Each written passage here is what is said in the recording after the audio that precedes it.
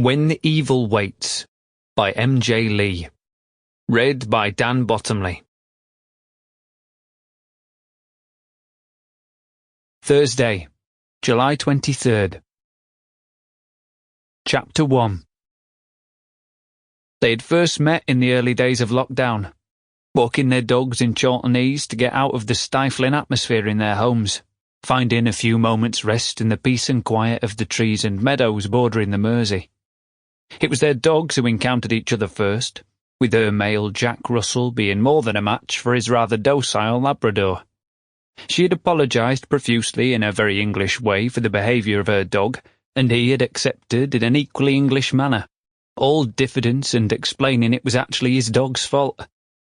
It wasn't long before they were timing their visits to meet each other and chat each morning, without their respective spouses' knowledge, of course, and not long after that, they were discovering the quiet pathways of the Ease, holding hands like a couple, while their dogs explored the surrounding forest. It was on one of these walks that they found the body of a child.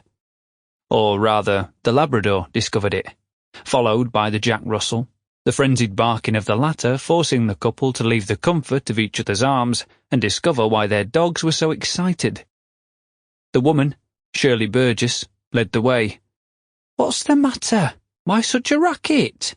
she shouted as she brushed aside a branch blocking her way. "Oh, my God!" Her hand went to her mouth, and she stood there, transfixed.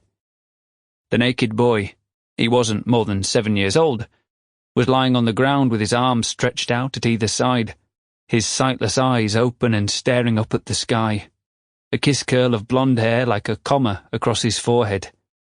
Around his neck, a snake of rope dug deep into the skin.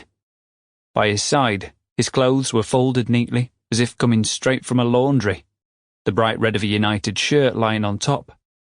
"Where are you, Shirl?" Her lockdown lover, John Morgan, was pushing aside the same branch. "Jesus Christ!" "Is it alive?" she asked, still not moving. He took 2 steps and then leant forward, peering down.